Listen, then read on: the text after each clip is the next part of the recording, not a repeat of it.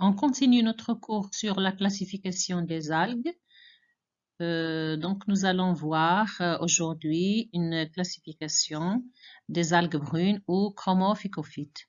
Alors, l'embranchement des chromophycophytes est décomposé en 4 sous-embranchements. Le sous-embranchement des phéophycophytes, sous-embranchement des pyrophycophytes ou bien des dinoflagellés, le sous-embranchement des chrysophycophytes ou algues d'oreille, on l'appelle également algues d'oreille, et la sous-embranchement des euglénophycophytes. Donc, la sous-embranchement des phéophycophytes, il y a une seule classe, la classe des phéophycées. Dans cette classe, nous allons voir les cyclosporées et les phéosporées.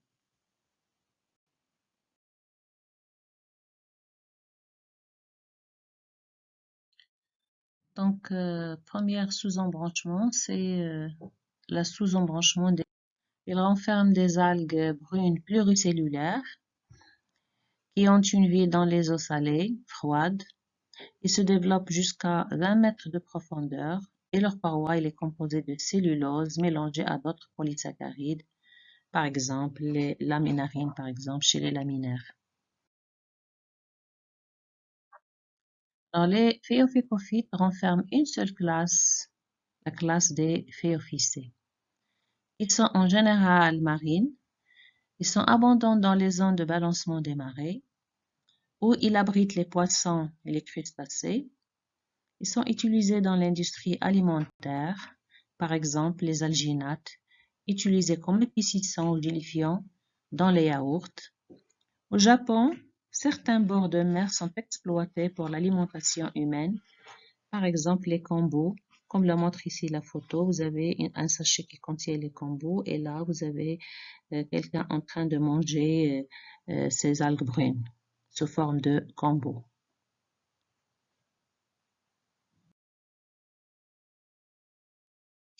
Alors, les phéophycées possèdent une grande homogénéité dans leur structure cytologique. Nous allons vu, par exemple, en ce qui concerne les pigments, ils possèdent de la chlorophylle A et C et de la fucoxanthine. Ce sont des algues pluricellulaires, comme nous l'avons dit, et leurs cellules reproductrices mâles sont toujours biflagellées. Les flagelles sont insérés sur le côté de la cellule. Ça veut dire que vous avez des flagelles qui sont amphicantés et hétérocantés, bien sûr. Alors, les organes reproducteurs sont de deux types. Ils forment deux types de cystes, des cystes uniloculaires et des cystes pluriloculaires. Donc, lorsque j'ai des cystes, ça veut dire que ça peut être un gamétocyste ou bien un sporocyste. Alors, les cystes uniloculaires, comme vous voyez ici, nous avons un filament qui renferme des cystes uniloculaires. Ça veut dire que chaque cyste ici, il possède une loge, une seule loge. Donc, ici, vous avez trois cystes, donc trois loges. Et chaque loge, il possède des spores ou bien des gamètes. Si ce sont des spores, c'est un cyste uniloculaire qu'on appelle sporocyste. Si c'est un gamète, c'est un gamétocyste. Par contre, certaines phéophycées, ils forment des cystes, des gamétocystes ou bien des sporocystes qui sont pluriloculaires. Ça veut dire ici, ça c'est une seule loge, c'est une loge, mais à l'intérieur, on a plusieurs loges. Donc c'est un cyste, pardon, et à l'intérieur, on a plusieurs loges. Chaque loge possède un seul spore, ou bien une seule spore, ou bien un seul gamète. Donc ici, nous avons un cyste pluriloculaire qui renferme plusieurs loges. Et ici, nous avons dans les cystes uniloculaires une seule loge avec plusieurs spores à l'intérieur. Ici, vous avez chaque loge, il renferme plusieurs spores ou plusieurs gamètes, mais ici, chaque cyste, pardon, il renferme plusieurs loges et chaque loge, une seule spore, renferme une seule spore ou un seul gamète. Donc, deux types de cystes, les gamétocystes ou des sporocystes uniloculaires ou bien des gamétocystes et des sporocystes pluriloculaires. Alors, la classification des phéophycées est basée sur la nature du cycle de développement. Si c'est un cycle monogénétique diplophasique, on est dans le groupe des cyclosporées. Si c'est un cycle digénétique haplodiplophasique, on est dans un cycle, on est dans le groupe des phéosporés. Et donc, dans les cycles digénétiques, on a deux cas. Soit un cycle isomorphe, c'est-à-dire gamétophyte et sporophyte se ressemblent. Dans ce cas-là, les phéosporés sont dites isogénératées. Si c'est un cycle hétéromorphe, dans ce cas-là, les phéosporés sont hétérogénératés. Donc, le groupe des cyclosporés, c'est un groupe qui renferme des algues marines avec des thalles cladomiens et la fécondation est de type oogamie. Exemple de cycle monogénétique diplophasique, exemple le ficus dioïque. Alors, comme le nom l'indique, vous avez ici une espèce dioïque de ficus. Vous avez un pied ici femelle et un pied mâle. Alors, le thalle de ficus, c'est un thalle ici qui est ramifié de façon dichotomique, à subdichotomique.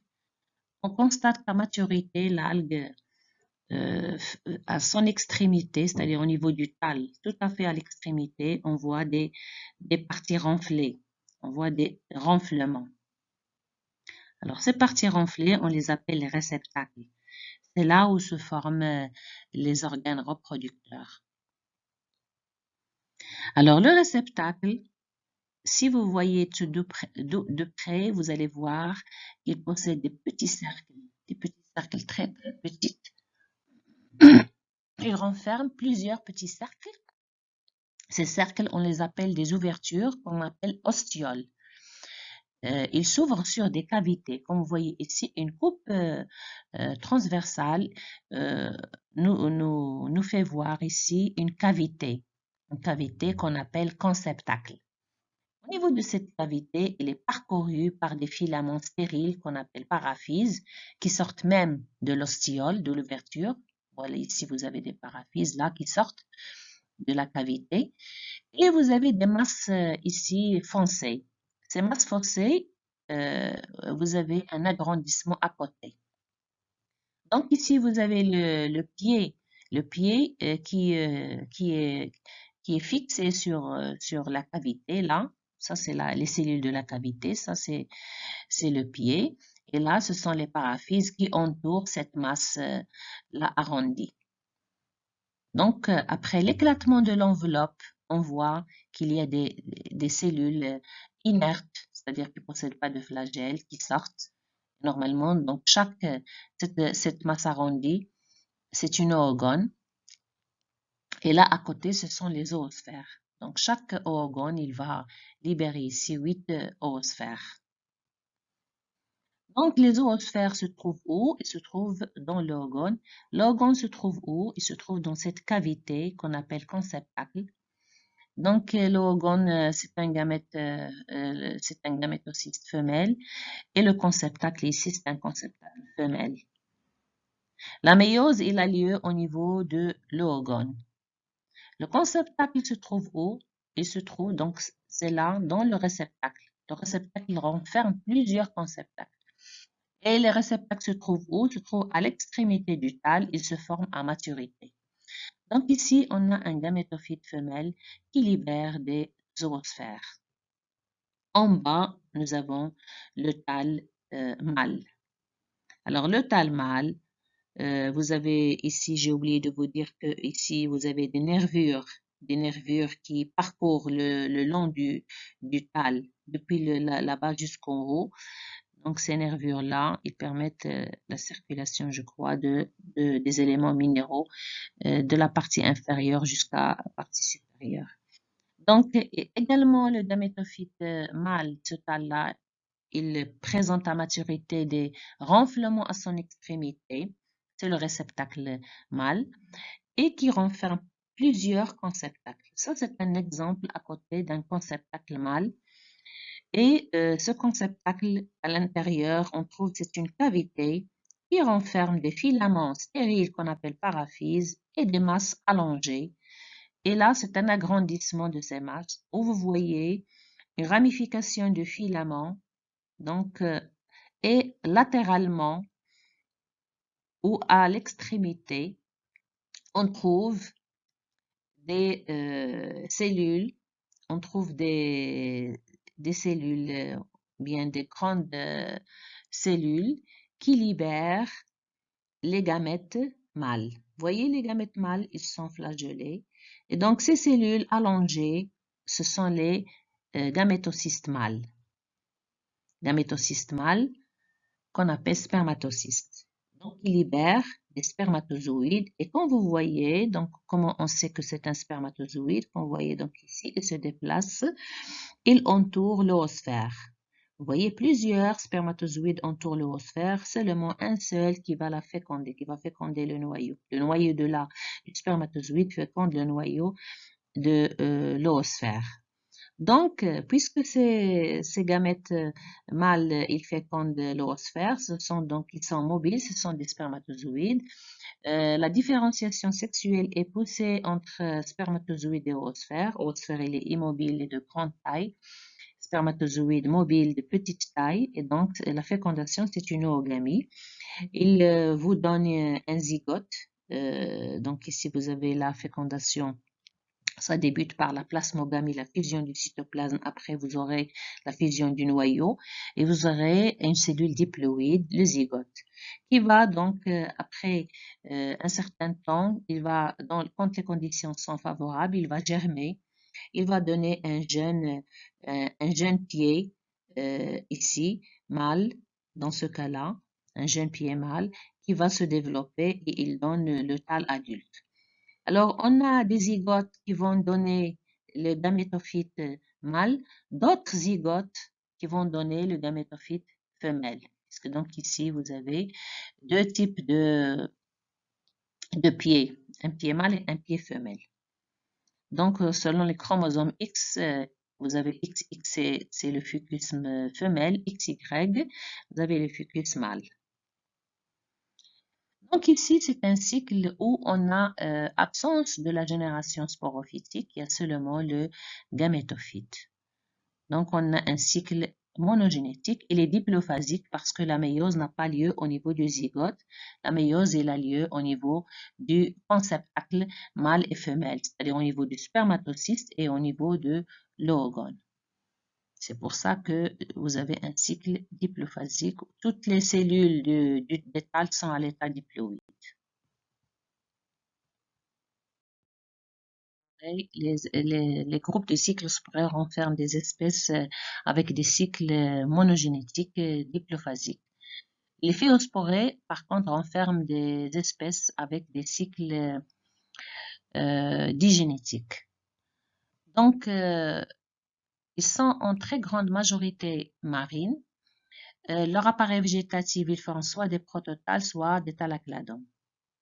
Donc, on a les phéosporées isogénératées, du cycle digénétique, il est isomorphe. Exemple, l'Ectocarpus siliculosis. On a les phéosporées hétérogénératées, exemple les laminaires, qui donc renferment des espèces de grande taille. Et leur cycle il est digénétique hétéromorphe, comme on a vu au niveau du TD. Alors, pour les forêts isogénératées, vous avez le cas de l'Ectocarpus siliculosis. Donc, voici ici l'algue, cette algue qui possède des filaments que vous voyez ici. Et à côté, on a des cystes. Vous voyez, donc ici, c'est un cyste pluriloculaire. Et il existe ici des cystes uniloculaires, comme nous avons vu dans le cours. Alors, on voit ici des cellules reproductrices qui fécondent. Donc, ces cellules, ils sont issues de gamétophytes. Donc ici, on a un gamétophyte qui va libérer des gamètes mâles. Et en bas, on va dire gamète plus. On a un gamétophyte plus, puisque ici, je vois qu'il n'y a pas de différence entre les deux types de gamètes morphologiques. On a un gamétophyte moins qui libère des gamètes qui sont flagellés. Donc, ces gamètes, ils sont issus des gamétocystes, qui est pluriloculaire dans ce cas-là. Alors, la fécondation donne un zygote, le zygote diploïde. Lorsqu'il germe, il donne un autre thalle, le thalle diploïde. Donc, ce thalle-là, il libère des spores, comme on voit ici. par méiose. Donc, la méiose, il a lieu dans cette cellule de grande taille qui est un cyste uniloculaire. Comme vous voyez, il y a plusieurs cellules qui sortent. Et donc, puisque ces cellules ne fécondent pas, donc ici, on a un sporocyste. Donc, le thalle, c'est un thalle sporophytique. Alors, qu'est-ce qu'on remarque ici? Vous avez des spores mâles, bien des spores plus, ici qui vont donner le gamétophyte plus, et des spores moins qui vont donner le gamétophyte moins. Les spores sont haploïdes et les gamétophytes sont haploïdes. Alors, qu'est-ce qu'on remarque? Donc, c'est un cycle, comme on a dit, c'est un cycle qui comprend deux générations, le sporophyte qui libère des spores et le gamétophyte qui libère des gamètes. On voit que le gamétophyte, il ressemble au sporophyte, ce sont des protothalles ramifiés. Donc, c'est un cycle qui est digénétique isomorphe. Donc, qu'est-ce qu'on remarque en plus ici? On a une reproduction asexuée du sporophyte, là, avec des flèches en pointillés. Et là, les gamétophytes également, ils ont une reproduction asexuée par des spores asexués.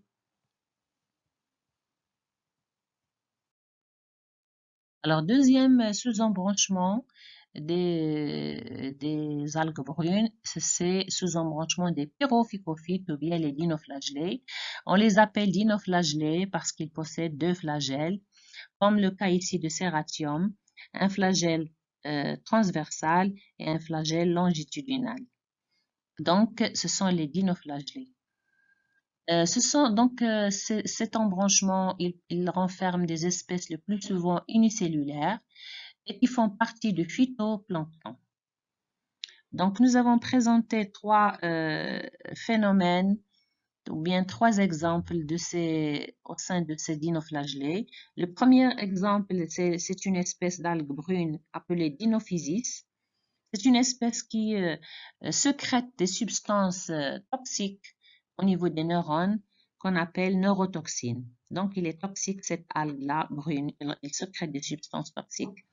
Deuxième exemple, le cas de Noctiluca scintiens. Cette algue unicellulaire, c'est dinoflagellé.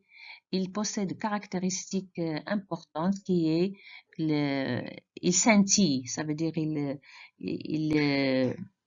brille, il donne de la lumière à l'obscurité, on la voit lumineuse.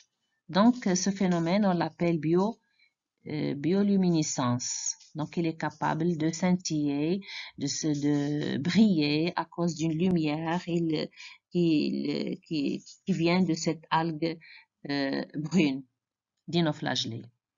Troisième phénomène, ce sont ces algues qui sont responsables du phénomène des eaux rouges, ces dinoflagellés.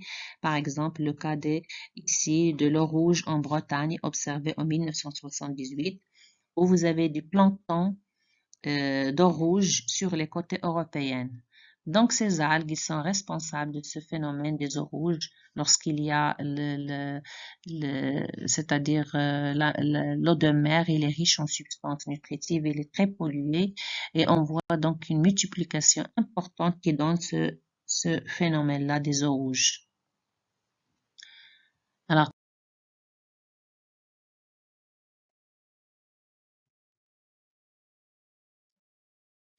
troisième sous-embranchement, c'est la sous-embranchement des chrysophycophytes ou bien les algues dorées.